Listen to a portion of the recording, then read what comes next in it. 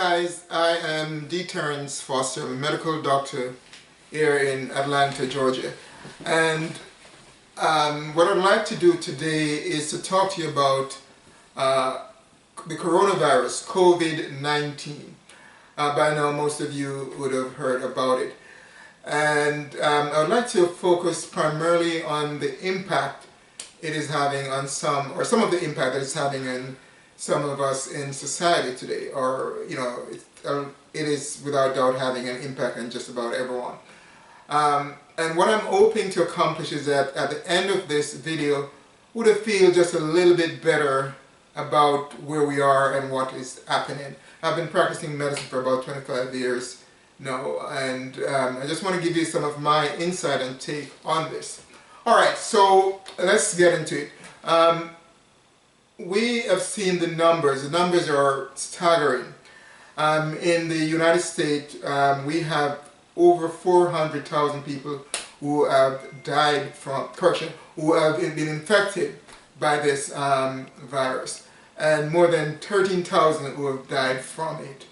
Now, you also know that there are deaths and a large number of infections in Europe, such in places like Spain, United Kingdom, France, as well as Italy. There's just staggering numbers that are very, very scary.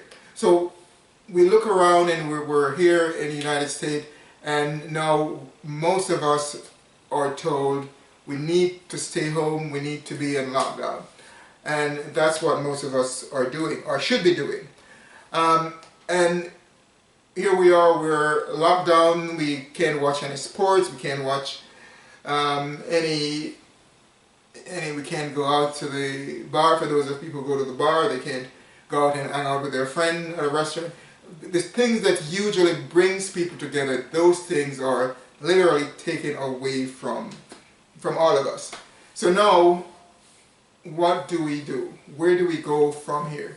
And as we looked at these things, all these deaths, the first thing that comes to us, other than the privilege that we have that we have lost, is the healthcare aspect of it. We're looking at healthcare workers in hospitals, and we're seeing the struggles that they're going through.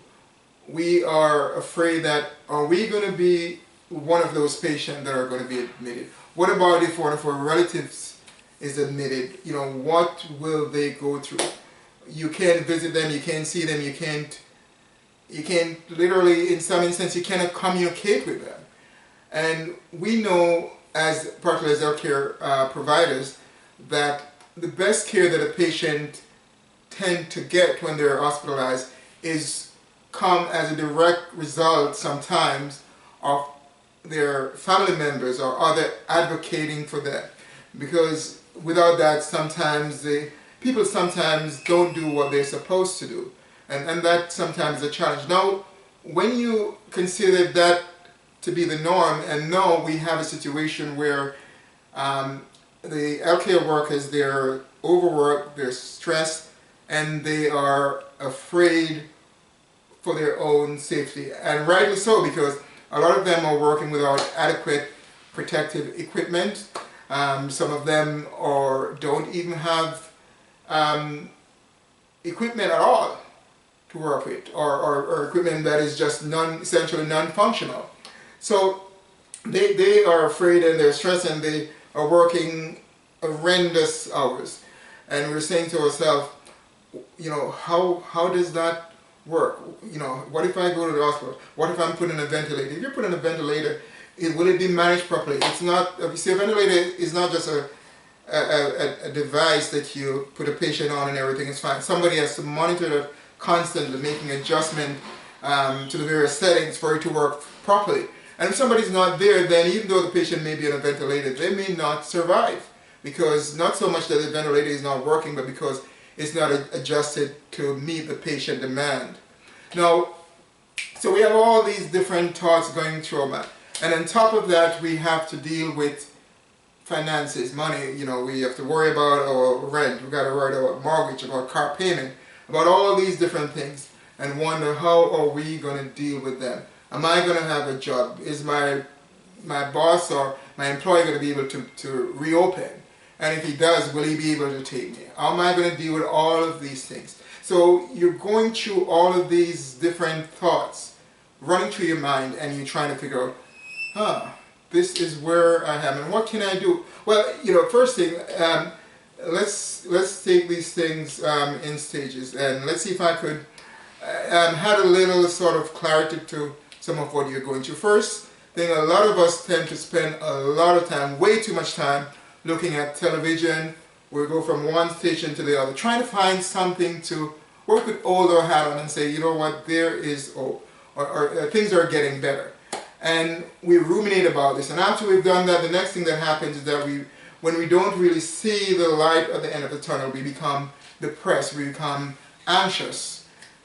We develop there's a sense of doom, and of course a sense of fear. And what does that lead to? We become a symptomatic person, where now some of us may end up having chest pain, may end up having elevated pulse or heart rate. We may end up feeling short of breath, and all different type of effect will manifest itself in us just by virtue of all these different emotional state that we're in, and all the different stressors that are being added to our life. So it's a difficult time we're in, and we now have to try to step back and say, well, how do we deal with this? How do we make this work for us? Sometimes, for example, someone could get so irritable that someone could literally clear their throat. And the next thing you say, wait a second, why is that person clearing their throat? Is this corona? What's happening? I mean, am I going to get this corona? And we still have to realize that people will still clear their throat, they will still cough, they will still sneeze, and it's not corona. And we hope that when they do that, they cover their nose or their mouth. And we also hope that when we do it, we do the same and be respectful of others. And be kind to people, because people at this time are very stressed, they're on edge. And we should be trying to help each other by trying to do what we can to make everyone sort of find a level where things are at least manageable. So here are some thoughts I have. Some of you are, let's deal with the money part of it. Almost everyone by now realize if you're renting an house or apartment that you cannot or should not be evicted in this state. In most states, that's the expectation, and there's some rule or guideline that are put in place. Some of you may get a reprieve from your rent, not a reprieve, or a deferment in some cases. So you may not necessarily have to find your rent right now if you, or in other words, you cannot be removed from your apartment. So that's one thing that's in place. Just about most of the mortgage company banks are offering a deferment in payment, so you don't have to pay your mortgage for, in some cases, 90 days or longer if warranted as determined by the bank. Now, one thing I would suggest that if you have a car loan, then also make sure that you contact the company or the bank that you have the loan with, and try to make sure that they are in fact giving you a deferment or allowing you to delay your payment in some form or fashion. One thing I'll also say to remember that a deferment is not a payment. So if you can afford to pay these loans or these bills, pay them, because at the end of the day you're still going to be responsible for those bills. Also, be mindful of the fact that just as how you're going through your struggles, your landlord may be going through the same struggles. If you're working and you're laid off, your employer doesn't have the funds to pay you. So they probably are going through something as well. So be mindful of that, and let's just be good citizens. All right? So, work on those things financially, and there's unemployment benefit that's available. Some of you will actually, with the $600 that is available, some people will make more than their actual wages when they're employed. So that is a positive thing, but do not rely on that as a necessity. So that's one thing. There are some programs that are available for employers where they could borrow a loan. And I'll tell you this story, incidentally. On the 3rd of this month, April, there's a program that came out. It's called a payroll protection payment, which basically provide loans for businesses that has employees, and could provide that sort of gap when they're laid off or partially work, or somewhat keep them working. Now, that program came out on the 3rd of April. On the Saturday, it became effective at Wells Fargo. By Sunday, it was closed because they had enough applicants. Now, if you're an employer looking to use Wells Fargo, then you'll be figuring, well, what do I do? This program just came out, and in 2 days over the weekend, it is closed. So there are things like that. So also advise you, be patient with yourself, be patient with your landlord, because these things, they take some time to work out, but in the end, they will work out. Now, what about the other areas of your life that you may be dealing with? Some of you are still stressed, and I say, here's one thing you could do. How about calling your pastor? Prayer sometimes is good. Not everybody is religious. Sometimes you could meditate. Pick up the phone, call a friend, or call someone you haven't spoken to. What? You'll be surprised to know that sometimes just that conversation that you could have with someone else will allow you to see that not only are they in a situation that you're in, but they can also appreciate what you're doing, and you'll help them out in some way, in as much as they will help you out. It is so important this time to give encouraging words to others. Even when sometimes you yourself feel like you need it, sometimes there are people who just happen to need it more than you do. The next thing that you should do is think about exercising. Even though we have a stay-at-home order in force now, in act now, it doesn't mean that you can't get out of your house. You can get out of your house, you can go for a run, a walk, or so. Just maintain your social distance of 6 feet. And, but don't just stay in your house. What about reading? There are people who will go through the entire year without reading a single book. This is the time for some people to catch up on their reading. Read a book, maybe 2. What about also reading about things like improving your immune system, improving nutrition. This is a time when immune system, the stronger it is, the better it is. So read about nutrition and how to improve your nutrition. That's important. How about being creative? What do I mean by that? Some of us have so much talent that we don't even know that we have. How about writing a poem, writing a short story? How about starting a book? A book doesn't have to be 300, 500 pages. Some of the best books that are out there are less than 100 pages. So write something, do something. And then, what about those of you who may be thinking of, well, you know what, I don't really like my job, I'm thinking about a different career. How about researching that? How about getting all information that you need that will help you to make that transition easier? Maybe several months from now, but at least you have the time now to do some research about something that may allow you to make a U-turn or make a lateral move or something in your job or in a different field. This could be the ideal time for you to do that. But one thing I say to you is don't stop trying, don't stop moving. Always do something. It doesn't matter how bad things may look. One thing I've learned over the years that the best opportunity comes from those who are most prepared. That is, the best opportunity comes to those of us who are most prepared. So let's do this. So let's try to be among those who are most prepared.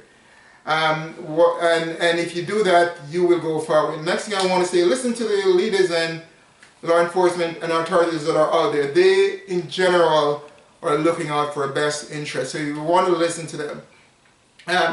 We know that this thing is going to get better. How do we know that? Because when we look at where things are, we could look back and see where China was, where South Korea was, and we could see the trend where over a 3-month to 4-month period, things have really gotten better. We could look at, for example, California, where we see California instituted a stay-at-home order very early in March, and now the total number of deaths in California is about 500, whereas the total number of infected persons is about 17,000. So we're looking at how staying at home does help. The other thing to bear in mind, you may see numbers where sometimes you see in Italy, in the United Kingdom, up to 12% of the people who are infected are dying, but a lot of times these numbers are a reflection of how many testings have been done. Some places have done a better job of testing, and the reality is that the rate of death is much closer to 3% of the total number of people that are infected. So, you know, there's a 97+% chance that if you ever become infected with this disease, that you will survive it. Now, I know it has become so much more, because not only are we seeing some of the, or we hearing about it, but now we are head on right front and center with it, because there are people that we know, some of their friends and friends. But don't let that be your main focus. Realize that there is hope at the end of this all. So I want to say to you all, finally, you know, remember some of the key things that we are not necessarily covered in this state, but, you know, mask, everyone should wear a mask. Everyone should practice disinfecting and washing, as well as proper social distancing. Those things are very important, as well as making sure that you know, in this whole process, that you're kind to each other and you're a good citizen. I want to end by saying this is a good time for you and your family to bond together. Take the time to be a better person if you weren't, and make sure that life means something, because at the end of the day, your family is all that you have. I want to say thank you for listening, and God bless you.